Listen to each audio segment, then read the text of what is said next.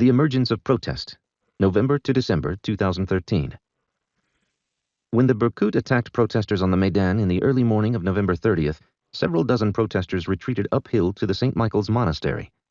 By the evening of November 30th, there were an estimated 10,000 protesters on St. Michael's Square, and many more on the way.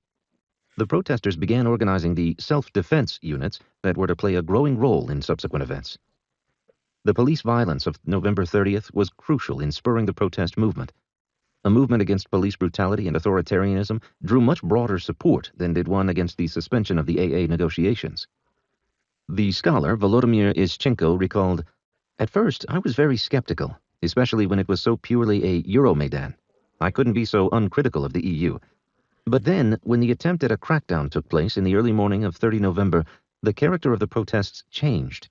This was now a movement against police brutality and against the government." The authorities' mix of coercion and accommodation served to enrage protesters and increase their numbers without either deterring them or preventing access to the main protest sites. Interior Minister Vitaly Zakharchenko first criticized the Berkut, saying that they had abused their power, but then said that if there are calls for mass disturbances, then we will react to this harshly. Having cleared the Maidan and forced protesters to relocate to St. Michael's Square, the authorities then allowed them to reoccupy the Maidan. Access to the Maidan was subsequently controlled by the protesters, not the government, which focused on protecting government buildings nearby. The electricity remained on in the Maidan. Supplies came in and waste out. Cell phone networks operated, and the Kiev metro continued to run, including at 2 stops inside the protest zone. The combination of repression and accommodation helped the protests grow.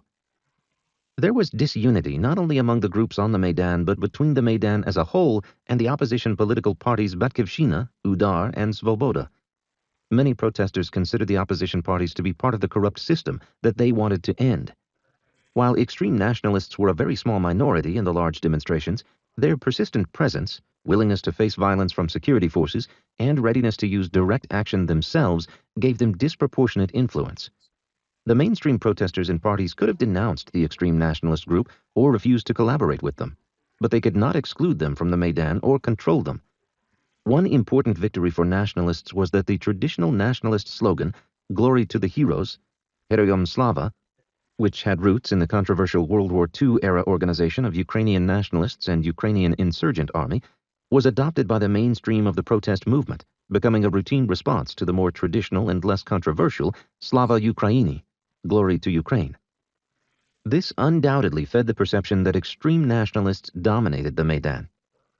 The aims of the protesters varied, and they evolved over time, as shown by the competing labels for the upheaval well after it took place. Some called it the Euromaidan, emphasizing the EU association agreement. Others called it the Revolution of Dignity, focusing on frustration with petty corruption and Yanukovych's repression of protesters. Until mid-January 2014, most protesters sought not to depose Yanukovych, but to get the AA signed, to protest corruption, to reassert Ukraine's democracy, and to ensure that the 2015 presidential election would be fair. One concrete goal on which many agreed was the reinstatement of the 2004 constitution, which Yanukovych had illegally modified. Yanukovych looks to Russia. Having shunned the EU, Yanukovych had no option but to take what Russia offered and claim victory. On December 17, 2013, he traveled to Moscow and received his reward for jettisoning the AA. He and Putin agreed on a nearly 50% discount on Russian gas and a $15 billion loan that would allow Ukraine to avoid default without a deal with the IMF and the reforms it would require. This was especially important because the unrest underway in Kiev caused fears of a fall in the value of the hryvnia that would exacerbate Ukraine's payments problem. Prime Minister Azarov stated that the president reached an agreement on exceptionally beneficial conditions for creating Ukraine's economy, which allows us to carry out wide-ranging plans for economic modernization. Putin, recognizing how sensitive the customs union was in Ukraine at that moment, reassured its opponents that the union had not been discussed in his meeting with Yanukovych.